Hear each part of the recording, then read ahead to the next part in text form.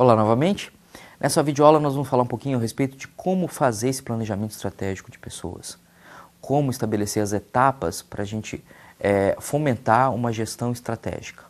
Vamos lá? Para a gente pensar no planejamento estratégico de pessoas, uma série de etapas tem que ser seguidas e respeitadas.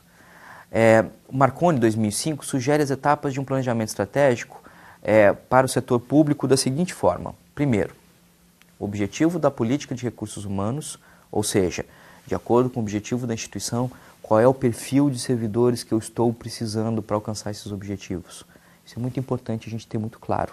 Tá? Planejar a força de trabalho, o quantitativo e a sua lotação, ou seja, dentro de um escritório de projetos, aquele exemplo que eu dei na aula anterior, quantas pessoas eu preciso para modelar todos os processos da minha instituição.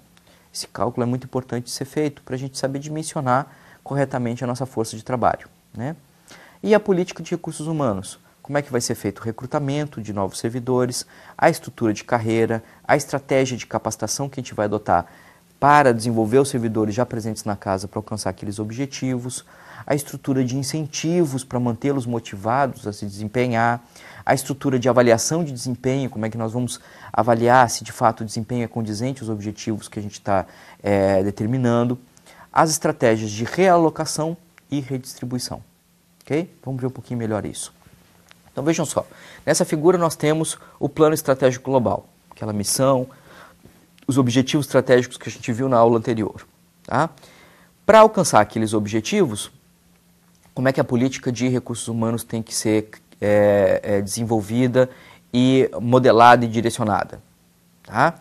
Esses objetivos da política de RH, então, tem que determinar a força de trabalho, ou seja, o perfil quantitativo e alocação nas diferentes unidades da minha instituição, tá? Para que esses objetivos sejam alcançados, e as políticas de RH, como é que vai ser feito o recrutamento, como é que vai ser montado a carreira, como é que vai ser feita o trabalho de capacitação, treinamento, desenvolvimento dos servidores, como é que a instituição vai criar incentivos para manter esses servidores motivados para esse fim, para esse objetivo, e como é que vai ser feita a avaliação de desempenho. Pela figura a gente pode ver que todos esses subsistemas se comunicam entre si. Em outras palavras, como uma etapa é feita, acaba servindo de retroalimentação ou de dica para saber se a etapa anterior está sendo feita com sucesso. Okay? O recrutamento deve ser eficiente e rigoroso para que as pessoas que entrem no serviço público tenham o perfil desejado. E aqui a gente tem o primeiro grande desafio. Muitas vezes as provas que a gente utiliza ou as metodologias de recrutamento que a gente utiliza e de seleção que a gente utiliza não recrutam e principalmente não selecionam as pessoas com o perfil que a instituição precisa. Então é importante que a instituição tenha muito claro qual é o perfil de servidor que ela está necessitando, para que todo esse processo de recrutamento e do próprio concurso público seja feito condizentemente a esse perfil. Tá? A estrutura de carreira deve estimular o servidor a buscar sua capacitação e a melhoria contínua do seu desempenho.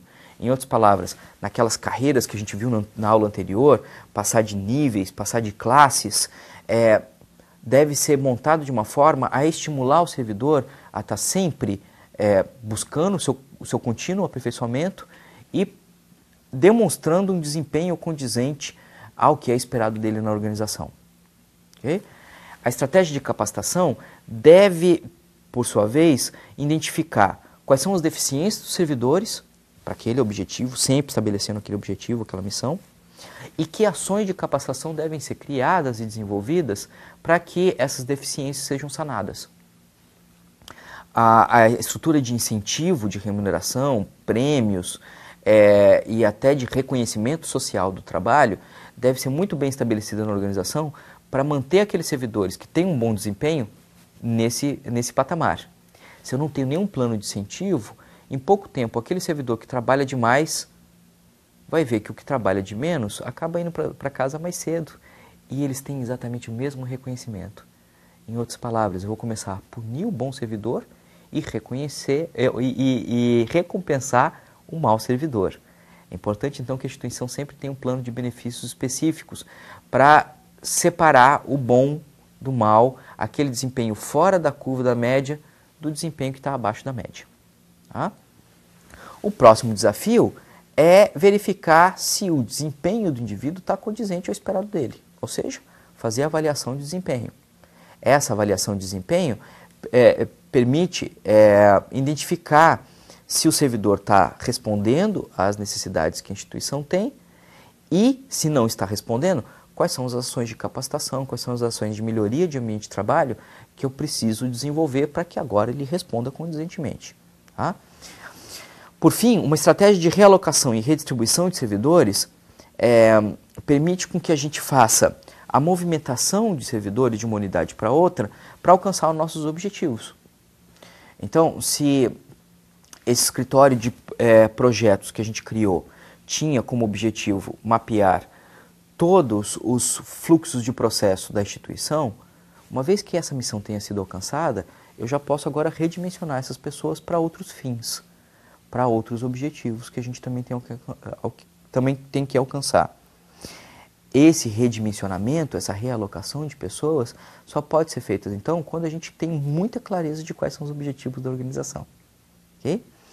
O planejamento relaciona-se, então, com instrumentos de gestão tradicionais, como o plano plurianual, a lei de diretrizes orçamentárias, com o propósito de integrar a gestão de pessoas aos objetivos globais e setoriais definidos pelo órgão e os correspondentes métodos de gestão.